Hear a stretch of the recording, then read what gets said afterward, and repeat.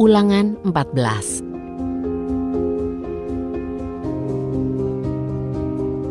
Kamu adalah anak-anak Yahwe Elohimmu. Janganlah kamu menoreh-noreh dirimu ataupun mencukur rambut di dahimu karena kematian. Sebab engkau adalah bangsa yang kudus bagi Yahwe Elohimmu, dan dipilih Yahwe Elohimmu untuk menjadi umat yang khusus bagi Dia dari antara segala bangsa di muka bumi. Janganlah engkau makan sesuatu yang dianggap kekejian. Inilah hewan-hewan yang boleh kamu makan: lembu, domba, kambing, rusa, kijang, rusa dandi, kambing hutan, kijang gunung, lembu hutan, dan domba hutan. Dan kamu boleh makan hewan berkaki 4 yang berkuku belah, yaitu yang kukunya bersela panjang menjadi 2, dan yang memamah biak di antara hewan-hewan itu.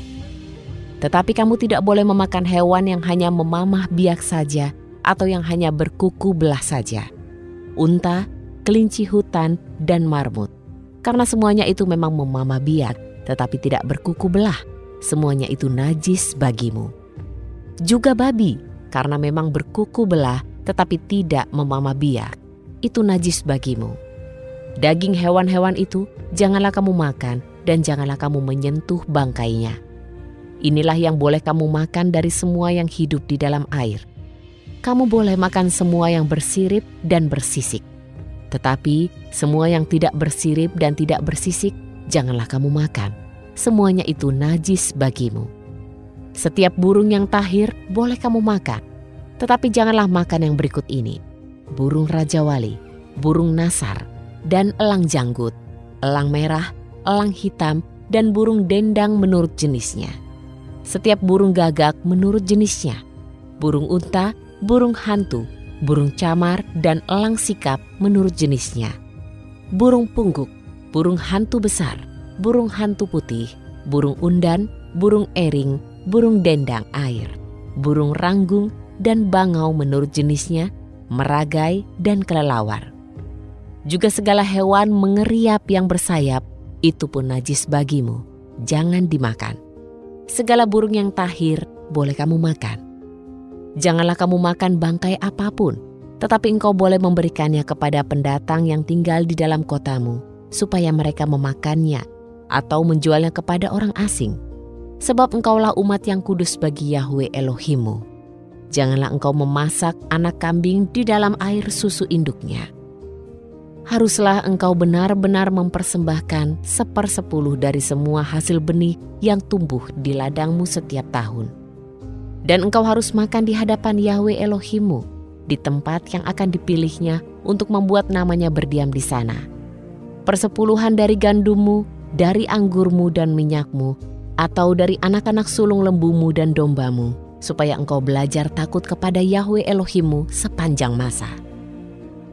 Jika Yahwe Elohimmu memberkati engkau, namun jarak menuju tempat itu terlalu jauh bagimu, sehingga engkau tidak dapat membawanya, karena tempat yang dipilih Yahwe Elohimmu untuk menegakkan namanya itu terlalu jauh dari tempatmu, maka engkau harus menggantikannya dengan uang dan membawa uang itu dalam bungkusan.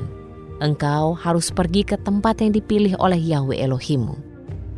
Dan engkau harus membelanjakan uang itu untuk segala sesuatu yang engkau kehendaki, yaitu lembu, atau domba, atau anggur, atau minuman yang diragi, atau apapun yang engkau inginkan. Dan engkau harus makan di sana, di hadapan Yahwe Elohimmu, dan bersukaria, engkau dan seisi rumahmu. Dan janganlah mengabaikan orang Lewi yang tinggal di dalam tempatmu, karena dia tidak memiliki bagian ataupun milik pusaka bersamamu. Pada akhir setiap 3 tahun, engkau harus menyerahkan semua 10% dari hasil tanahmu dalam tahun itu dan menaruhnya di dalam kotamu. Maka orang Lewi, karena dia tidak memiliki bagian ataupun milik pusaka bersamamu, dan orang asing, anak yatim, dan janda yang berada di dalam kotamu akan datang dan makan dan menjadi kenyang, supaya Yahwe Elohimmu memberkati engkau dalam segala pekerjaan tanganmu yang engkau lakukan.